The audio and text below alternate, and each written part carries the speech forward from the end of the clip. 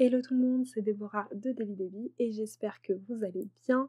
Aujourd'hui, on se retrouve pour parler des classiques à lire ou pour être totalement honnête, de mes classiques préférés. Alors avant de commencer, petit disclaimer, il faut savoir que j'ai vraiment du mal avec cette notion de classique.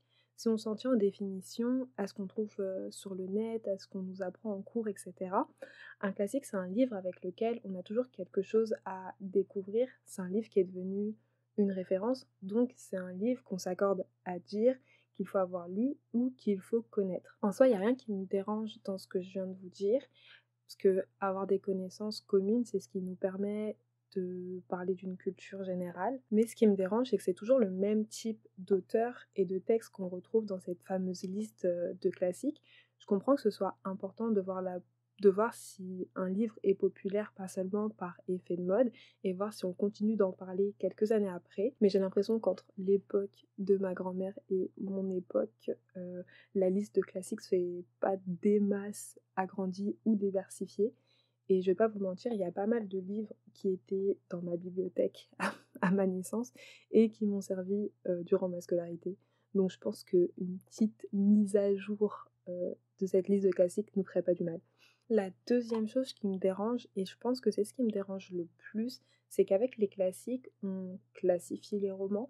Je sais pas ce que vous en pensez, mais j'ai l'impression qu'en disant qu'il y a des classiques, donc des livres qu'il faut absolument lire, on dit aussi qu'il y a des livres qui valent pas la peine d'être lus. Et bizarrement, les livres qui ne sont pas des classiques, ils font toujours partie de la même catégorie.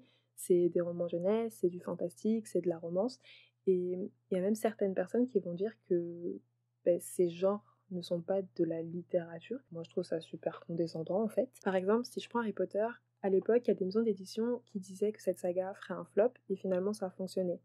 Dans les années 2000, il y a beaucoup de personnes qui disaient qu'on n'en entendrait plus parler d'ici quelques années, et finalement, encore en 2021, il y a des enfants qui apprennent à lire et qui découvrent la lecture avec Harry Potter.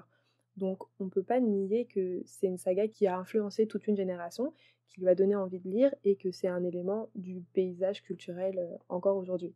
Donc tout le monde a lu, vu ou au moins entendu parler d'Harry Potter. Et malgré ça, on considère uniquement Harry Potter comme un roman jeunesse et genre c'est tout. Et c'est ce qui m'énerve de ouf parce que on fait la distinction entre les romans classiques qui sont du coup acceptés par un groupe d'intellectuels et qui apparemment valent la peine d'être lus, et les autres romans qui, genre, on s'en fout des autres romans, c'est pas des livres.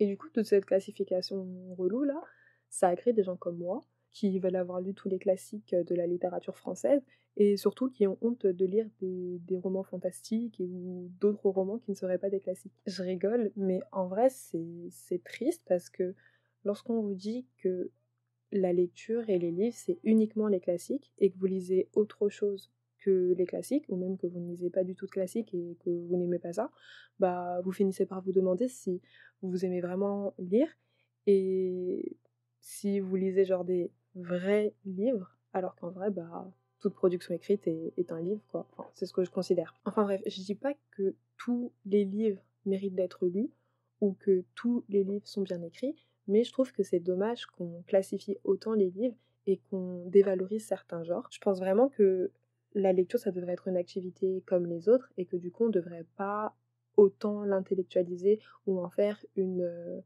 activité de personne super intelligente ou peu importe ce qu'on pourra entendre. Bref, maintenant que j'ai terminé mon petit disclaimer qui a duré une plombe, on va parler des classiques à lire. Bref, prenez votre thé, votre café ou un truc à grignoter et on y va.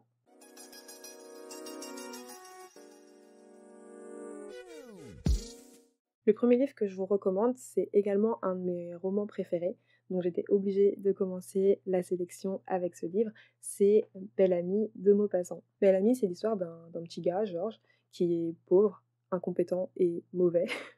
Donc quand l'histoire commence, Georges a 3 francs 48 dans sa poche et il se demande s'il peut se permettre plusieurs repas dans la journée. Donc Georges est vraiment pauvre, mais il a un objectif, c'est devenir quelqu'un d'important. Il veut qu'on puisse le reconnaître dans la rue, il veut pouvoir aller manger au bistrot quand il veut et à n'importe quel moment de la journée. Bref, Georges veut des paillettes dans sa vie. Et là, du coup, premier coup de chance, il va tomber par hasard sur un vieil ami, Monsieur Forestier, qui est devenu un journaliste assez influent sur Paris, et gentil comme il est, le petit monsieur Forestier, il va lui proposer un poste dans la rédaction de son journal. Et du coup, voilà, comme ça, sur un coup de chance, Georges va entrer dans la vie journalistique parisienne. Mais le gars qui nous semblait du coup super sympathique avec ses 3 francs 48 va nous montrer qu'il est peut-être incompétent, mais qu'il a 2 qualités, il est beau et il est fin stratège. Et vous savez, quand vous êtes beau, intelligent et vous passez du côté obscur de la force, les choses peuvent vite devenir moches. Donc si vous vous demandez s'il a utilisé ses qualités, c'est-à-dire sa beauté, pour parvenir à ses fins professionnellement et également à des fins amoureuses, la réponse est oui. Je conseille Belle Amie à tous ceux qui aiment les intrigues avec des trahisons, des dramas et des personnages principaux qu'on aime détester, parce que Georges, c'est vraiment un personnage genre pas bien, c'est un personnage mauvais, mais il est super intéressant et c'est très intéressant de voir comment il a toujours un coup d'avance sur les autres et comment ça va lui permettre de réussir dans la vie. Toujours dans la catégorie amour, gloire et beauté. Amour, gloire et beauté. Je suis sûre que vous avez vous aussi chanté le générique dans votre tête. Donc, toujours dans cette catégorie, je vous recommande les Liaisons dangereuses de Laclos. Donc là, c'est un format assez différent de ce à quoi je suis habituée, parce que c'est un roman épistolaire. Donc on va suivre l'intrigue grâce aux lettres que s'échangent les personnages. Ça fait un petit moment que j'ai pas relu les Liaisons dangereuses, mais dans les grandes lignes, on parle de Madame Merteuil et du vicomte de Valmont, deux grands enfoirés. Je sais pas si je peux dire ça sur YouTube, mais je vous assure qu'ils sont genre un cran au-dessus de Georges de Bellamy niveau enfoirure. Bref, donc Madame de Merteuil et le vicomte de Valmont sont des libertins et ils aiment bien séduire et au passage briser la vie des pauvres personnes qui n'ont rien demandé juste pour le fun. Donc Madame de Merteuil veut se venger du comte de Gercourt qui l'a quitté pour épouser Cécile et M c'est Madame de Merteuil, s'est dit et si je disais à V c'est le vicomte de Valmont, de séduire Cécile et de la déshonorer juste avant son mariage. Et V lui répond chaud. Et voilà du coup comment la pauvre Cécile, qui a rien demandé à personne, se retrouve au milieu d'une revanche et d'un pari. Mais c'est pas fini. Vu que V trouve que le pari de M est un peu trop facile, il se dit qu'il va également séduire Madame de Tourvel, parce que elle est pieuse, elle est vraiment droite dans ses bottes, donc là du coup c'est un vrai défi pour lui. Enfin bref, le gars c'est vraiment un enfoiré. Et si vous avez rien compris à ce que je viens de dire, parce qu'il y a trop de prénoms, moi ça m'arrive souvent, bah c'est pas grave. Tout ce que vous devez retenir, c'est que Madame de Merteuil et le vicomte de Valmont ont un seul objectif, foutre la merde dans la vie des gens. Je pense que c'est un roman qui peut paraître effrayant, parce que c'est un format déjà auquel on n'est pas habitué, c'est un roman épistolaire, c'est un roman qui est assez gros, et le langage est assez soutenu, mais je pense que si vous aimez lire des lectures dans lesquelles vous vous dites «Ouin, c'est vraiment des bâtards», bah faut pas hésiter, faut le lire. Vu qu'on parlait d'enfoirés, putain, j'ai vraiment trop de gros mots dans cette vidéo. Bref, vu qu'on parlait de personnes pas très sympathiques, on va rester dans le thème et parler du premier ghoster de l'humanité, j'ai appelé Don Juan. Don Juan, c'est l'histoire d'un gars, donc Don Juan, qui n'a rien à faire des bonnes manières, de la religion, du respect des gens. Bref, en fait, il vit un peu sa vie dans le plus grand des calmes, et quand la vie le rattrape, il lui dit hop hop hop, tu me dois des comptes, et bah il fait ce qu'il fait de mieux, il ghost. Sauf que l'intrigue nous montre que tu peux pas jouer avec les gens et que tu peux pas faire genre des promesses et ne pas les tenir, tu peux pas blesser en toute impunité parce que t'es pas invincible en fait. Enfin, la pièce dit plutôt parce que t'es pas Dieu, mais bref, on peut résumer toute l'intrigue en une seule phrase. Mais j'espère que la retourne va vite tourner pour lui et surtout pour nous. Enfin bref, Don Juan, c'est vraiment ma pièce de théâtre préférée parce que le gars, il a tous les défauts possibles et inimaginables, il est genre culotté, il est mal poli, c'est un coureur de jupons et il est lâche et malgré ça, il croit trop que c'est le king. Enfin,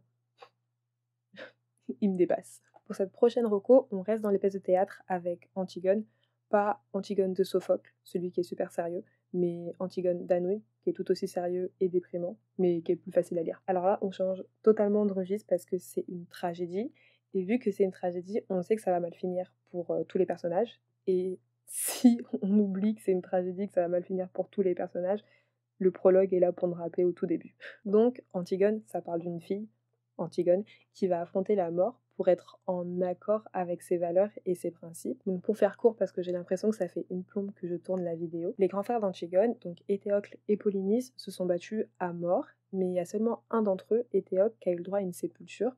le corps du deuxième, donc Polynice, est laissé à l'abandon. En gros, son corps, il se décompose quelque part en dehors de la cité et personne n'a le droit d'y toucher, sinon bah, c'est genre. Du coup, Antigone, elle comprend que son frère soit puni pour s'être rebellé, etc. Mais elle veut pas non plus laisser la dépouille de son frère comme ça à la merci des animaux et du soleil. Donc elle décide d'organiser des funérailles à son frère, même si ça signifie qu'elle va devoir mourir pour l'avoir fait. Donc ouais, du coup, gros changement d'ambiance par rapport aux autres recos que je vous ai faites jusqu'à maintenant. Mais même si c'est une histoire qui est super déprimante, j'adore vraiment cette pièce, parce qu'on a Antigone qui a tout pour être heureuse et qui en soi est vraiment bien dans sa vie. Et elle va tout abandonner juste pour suivre ses convictions. Et on voit que tout au long de la pièce, que c'est pas une décision qu'elle a prise à la va-vite comme ça. Elle comprend que ses actes auront des conséquences pour elle, mais également pour les autres, pour ses proches et pour les autres personnages de la pièce.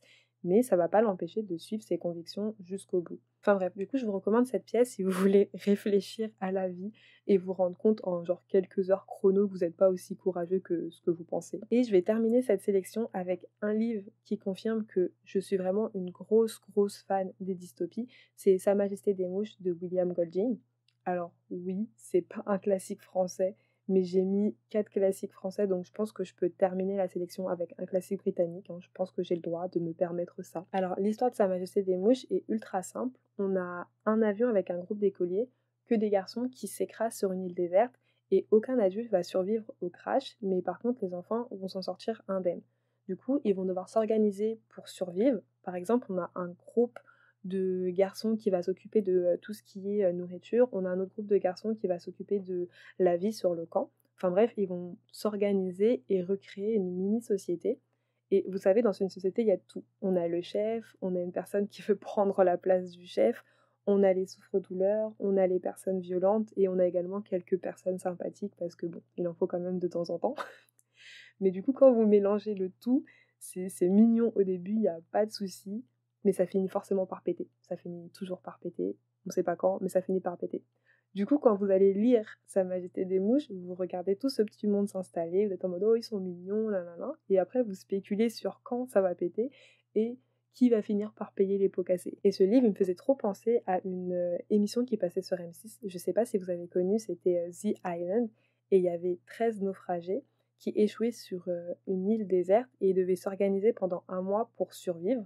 Ils étaient vraiment tout seuls, etc. Même les caméramans et tout, ils faisaient partie des naufragés. Et vraiment, cette émission me faisait trop penser à Sa Majesté des Mouches parce que malgré toutes les bonnes intentions du monde, il y avait toujours une personne, il y avait toujours une personne, il y avait toujours cette personne-là qui voulait renverser l'ordre établi, qui voulait devenir chef à la place du chef, etc. Et une fois qu'il y avait cette personne-là qui se révélait au grand jour, ça partait toujours en cacahuète. Ça devenait l'anarchie, en fait. Et c'était surtout la merde chez les hommes. Ça finissait aussi par péter dans le camp qui était uniquement avec des femmes, mais ça partait toujours plus vite en cacahuète dans le camp des hommes, ça me faisait beaucoup trop rire. Enfin bref, du coup dans toute ma sélection, Sa Majesté des Mouches, c'est le roman selon moi qui a le plus d'action. Donc si vous aimez bien tout ce qui est dystopique, vous aimez bien les intrigues où il y a énormément de rebondissements, ou les romans où il y a du suspense, je pense que c'est un roman qui peut vous plaire. Et voilà, du coup j'ai terminé ma sélection des classiques à lire, ou plutôt de mes classiques préférés. J'avais encore quelques romans en tête comme Vipère au point d'Hervé Bazin ou Boule de Suif et Pierre et Jean de Maupassant, mais la vidéo elle est beaucoup trop longue, donc je me suis dit que j'allais devoir faire j'allais devoir faire des choix. Bref, n'hésitez pas à me dire en commentaire s'il y a une de mes recos qui vous fait envie, et surtout je voudrais bien savoir ce que vous pensez de la classification qu'on fait entre les romans. Selon vous, est-ce que c'est nécessaire de classer les romans, ou au contraire, est-ce que vous pensez que ça freine la démocratisation de la lecture et que ça crée des complexes inutilement, clairement? Bref, j'espère que la vidéo vous a plu. Si c'est le cas, n'hésitez pas à liker et à vous abonner à la chaîne. Sur ce, on se dit à la prochaine. Je vous envoie des cœurs sucrés. Tchuss!